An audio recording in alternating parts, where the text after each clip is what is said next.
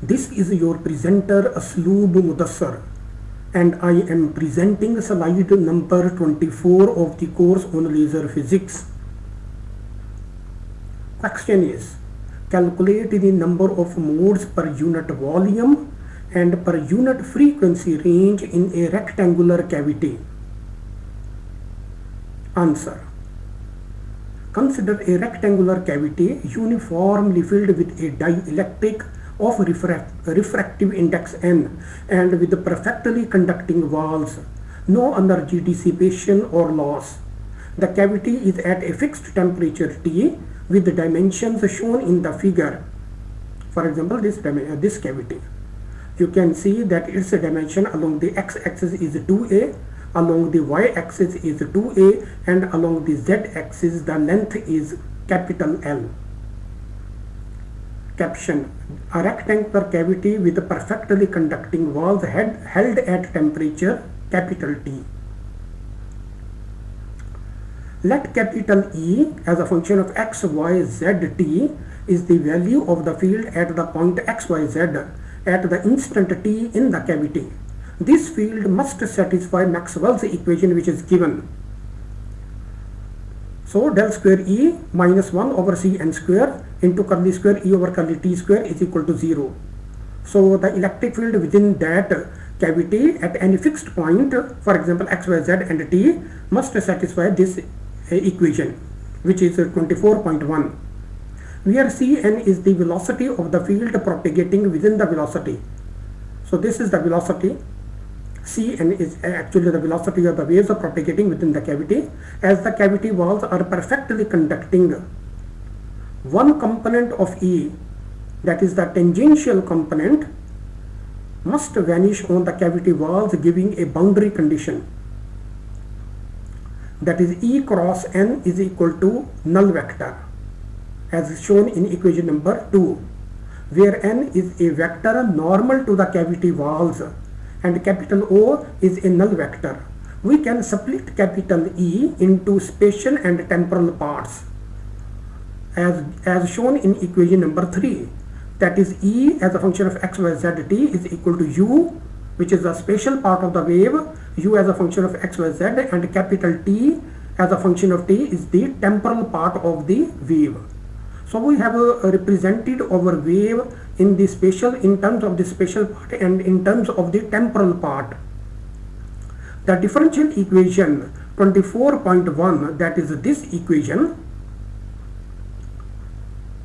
with the proposed solution shown in equation number 3, gives two independent equations as shown in equation number 4 and 5. The equation 4 is referred to as the Helmholtz equation.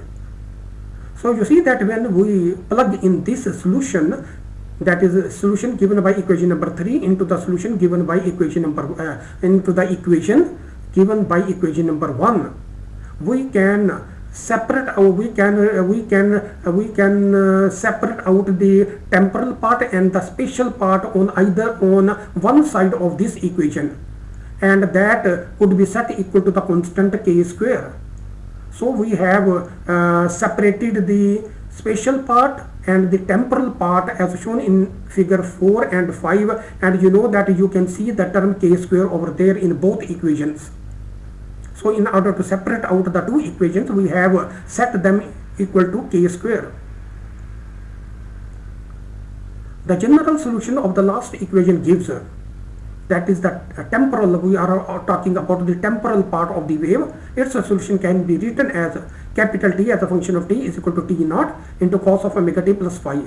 And in the exponential form, we can write a t naught into e to the power iota. Within the parentheses, we have omega t plus phi. T naught and phi are arbitrary constants, and omega is equal to c n k is the dispersion relationship. Equation number 24.3 takes the form. So we can now write down the equation that is the solution, that is the proposed solution, in the following form as given in equation number 7. That is E of x, y, z, t is equal to t naught into u as a function of x, y, z and into e to the power iota omega t plus phi. The amplitude of a wave You know that the wave part is e to the power iota omega t plus 5. The rest of the quantities may be treated as amplitude. The amplitude of the wave, which is t naught into u, is constant at a given point xyz. So if xyz is fixed, then of course the amplitude of the wave is also fixed at that point within the cavity for all time t, and in the presence of the boundary condition which is given in equation number 2, that is this equation.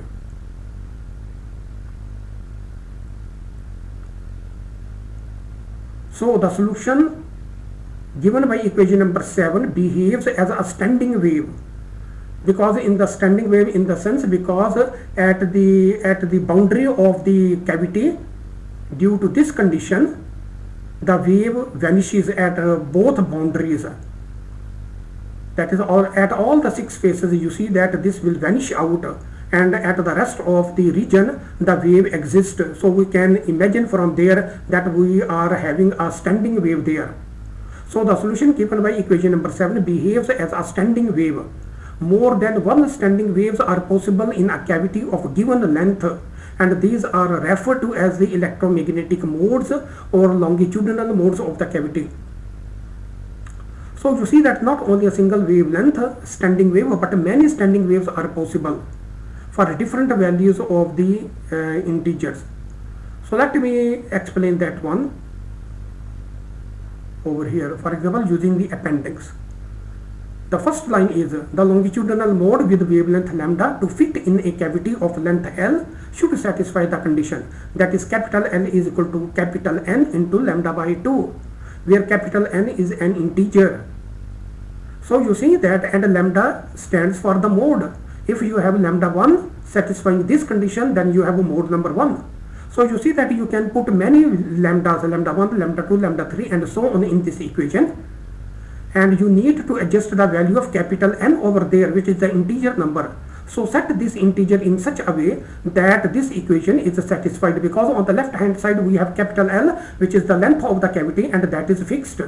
So if you change lambda 1, lambda 2, lambda 3, then you adjust the value of capital N so that the product remains equal to the left hand side quantity, which is capital L. So it means that many modes are possible, and you know that we have understood that these modes are actually the standing waves because of the boundary condition that we have. For example, due to this boundary condition we have the standing waves. So you see that here we are talking about that more than one standing waves are possible in a cavity of given length, and these are referred to as the electromagnetic modes or longitudinal modes of the cavity.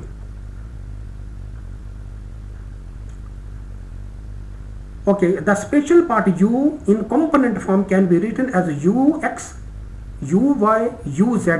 So these are the 3 components of the spatial part, which is represented in vectorial form as u vector, satisfying the Helmholtz equation, that is equation number 4. So this equation, the spatial part will satisfy the Helmholtz equation, and you know that if we plug in the 3 parts over there, that is if we convert this Helmholtz equation into the scalar form, then we need to use the scalar components of k, that is kx, ky and kz over there, and then you know that we have 3 wave equations independently, and then we can write down the 3 solutions of that equation, which is shown in equation number 8a, 8b and 8c respectively, along the x direction, y direction and z direction. So we have ux, which is equal to ex cos of kx into x, and then sine of ky into y, then sine of kz into z, and then similarly we have uy and uz. So these are the 3 solutions, and these are the 3 solutions which represent the spatial part of the wave. The solution holds when kx, ky and kz satisfy the relationship, that is kx square plus ky square plus kz square is equal to k square, as shown in equation number 9. So this condition must be satisfied by these components. Being amplitude of the standing wave, ux, uy, uz must be 0 at the 6 cavity walls, because you know that the standing wave will be 0 at the faces of the cavity. So it means that the amplitude would be 0 there. So these 3 components will be 0 at the 6 walls, which imposes also the condition on k, that is kx is equal to 0, ky is equal to 0, and kz is equal to 0 respectively at the yz plane, at the xz plane, and at the xy plane. And then on the other side of the cavity we have kx is equal to L into pi over 2a, and ky is equal to m pi over 2a, and kz is equal to n pi over capital L respectively at parallel to the yz plane, at x is equal to 2a parallel to the xz plane, at y is equal to 2a, and parallel to the xz plane at z is equal to capital L. So let me explain the values of the kx and ky and kz, which are L pi into L pi over 2a, m pi over 2a, and n pi over capital L respectively. Let's explain these values using the appendix number 1. So you see that previously we mentioned that the number of modes, that is the standing waves in the cavity, must satisfy this condition, that is capital L is equal to n times into lambda by 2, where n is an integer, and lambda is actually the mode that propagates within the cavity, or the mode of the standing wave, or the wavelength of the standing wave. Where capital N is an integer, to adopt this definition for our present situation, let's make the changes. That is capital L, we represent the capital I by one of the dimensions of the cavity, which is 2a, and we represent capital N, which is the integer. Let's represent it with the integer L, because this small integer L represents the integer along the cavity dimensions 2a along the x direction.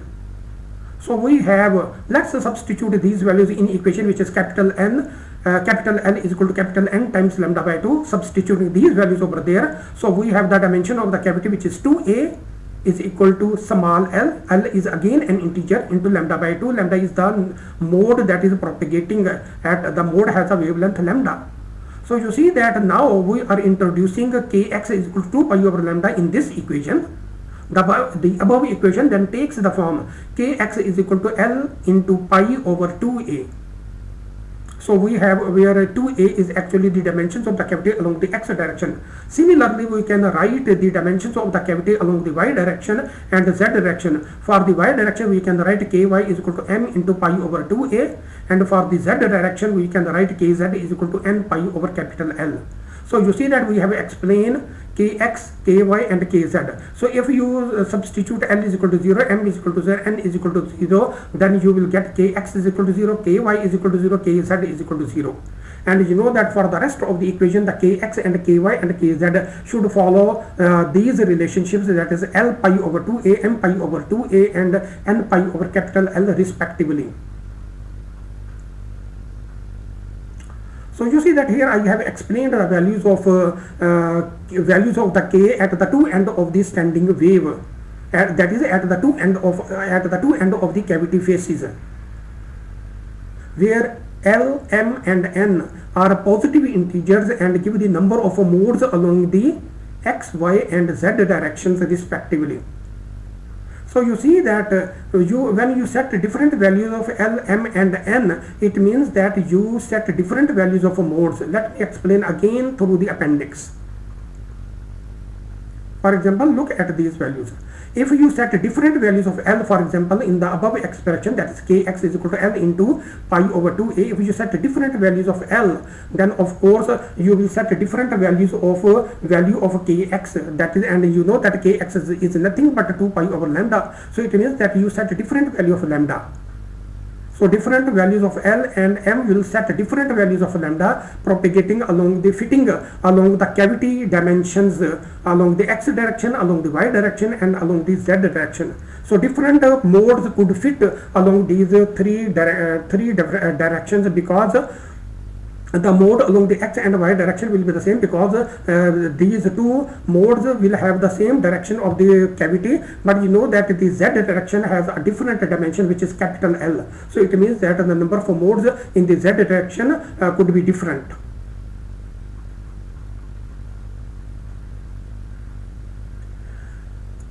Okay, so when L, M, and N are fixed, then kx, ky, and kz are also fixed. So are the k and omega, because you know that k is connected with the kx through the relationship that k square is equal to kx square plus ky square plus kz square, and then you know that omega is equal to C and K. So if K is fixed, then components are fixed, then omega is also fixed, and we can write omega in the form as shown. That is omega Lmn. We have used the subscripts Lm, and n because the value of the angular mode or the angular frequency will depend upon the value of Lm and n, and that is equal to C and K, where C is the velocity, where C is the speed of light within the cavity, and n stands for the refractive index of the material within the cavity. Then you know that we can represent K in terms of the square root of Kx square plus Ky square and plus Kz square, and then plugging in the value of K as we have obtained over here, then we have the expression that is Cn on the right hand side is equal to Cn and the square root of L pi over 2a square plus the square of m pi over 2a plus the square of n pi over capital L as shown in equation number 10. That is, the frequency of the mode of a cavity depends upon the integers L, M and N. The electric component E, or equivalently this is its spatial part, which is U, in the component form Ux into I into unit vector I plus Uy into unit vector J plus Uz into unit vector K, must satisfy the Maxwell's equation. So we have written del dot E, or equivalently del dot U can be written equal to 0 because we are now talking about the spatial part of the wave as shown in equation number 11. Using Ux, Uy, Uz from equation number 8, you see that we have shown the solution of this one as in equation number 8a, 8b and 8c. So using these values from equation number 8 and introducing E is equal to Ex into unit vector I plus Ey into unit vector J plus Ez into unit vector K, because you know that we have also used the components of Ex, Ey and Ez over there in these equations, and now we are forming a vector out of these. So the product, that is this equation, that is del dot U, then will reduce to the form that is E dot K is equal to 0, which means that E lies on a plane perpendicular to K. So whatever the value of K that we have within the cavity, then E will always lie perpendicular to the value of K. The components Kx, Ky and Kz take discrete values. You see that we have shown in the appendix that Kx is equal to, and we have also shown above that Kx is equal to L pi over 2a, and similarly Ky is equal to M pi over 2 and Kz is equal to N pi over capital L. You see that L, M and N are integers, so it means that Kx, Ky and Kz will take the discrete values. So we say that the components Kx, Ky and Kz take discrete values, and the tip of their resultant vector K gives the nodal points of the 3D lattice. So K will represent the nodal points of the 3D lattice, as we shall show in a moment. A few nodal points are shown in the figure. For example, this one. Look at this figure. We have drawn, this is in the K space, we have drawn Kx, Ky and Kz, and we have shown these black dots. These black dots are actually the allowed values for the vector K, because this represents the tip of the vector K. And you know that the tip of the vector K, the magnitude of the vector K satisfies the condition that K square is equal to Kx square plus Ky square plus Kz square. And you know that the vector K will be equal to Kx into unit vector I plus Ky into unit vector J plus Kz into unit vector K. So these dots actually represent the permissible values of the vector K. And the permissible values of vector K mean that the permissible values of the modes. All modes will not be possible, but only certain values of the modes will be possible. So we have shown these in the K space. Now, using this K-space diagram, we can use useful information, that is, we can answer our question that was given in the beginning. And what was that question? Let me repeat again. Calculate the number of modes per unit volume per unit frequency range in a rectangular cavity. So we have to calculate the number of modes per unit volume and per unit frequency range. So for that one we shall be making use of this equation in the this figure in the K space. So let's introduce. For that one, we are first to calculate the number of resonant modes in the cavity, which is represented by capital N as a function of nu. So let capital N as a function of nu is the number of resonant modes in the cavity in the frequency range up to nu. Or equivalently, this number can be found for mod of vector k is less than equal to 2 pi nu over Cn.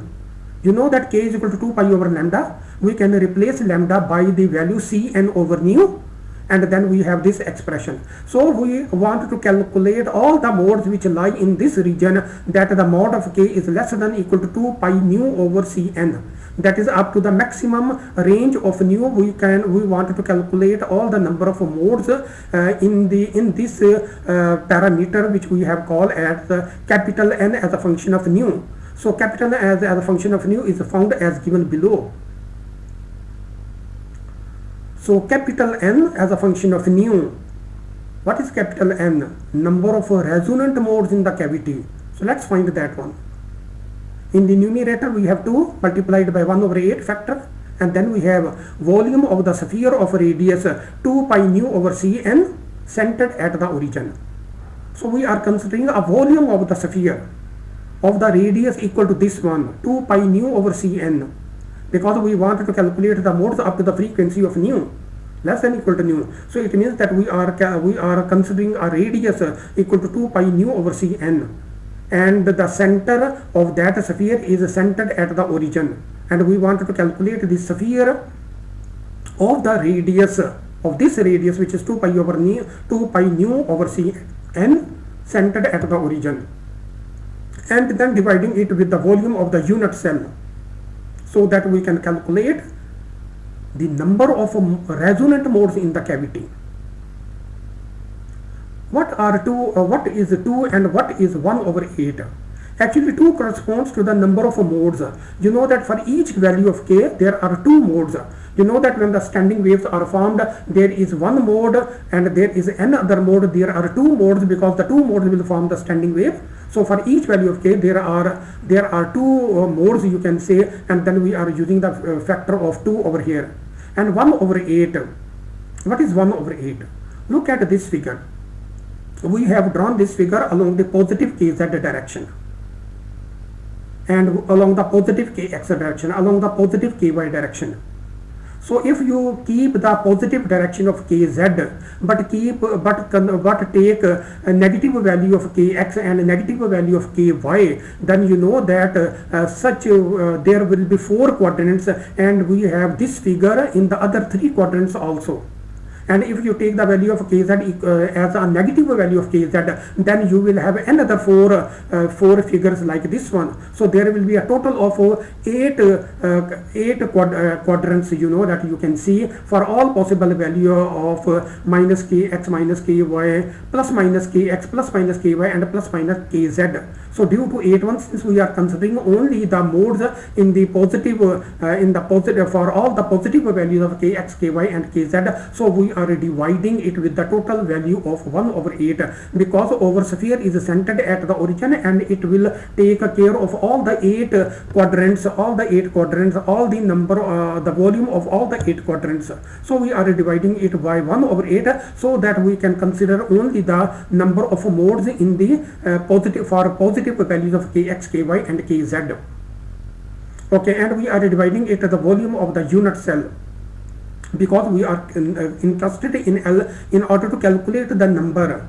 So plugging in these values, the volume of the sphere is 4 pi over 3 into 2 pi into r cube, and r, the radius of the sphere is 2 pi nu over Cn, so that we have taken the cube of this quantity.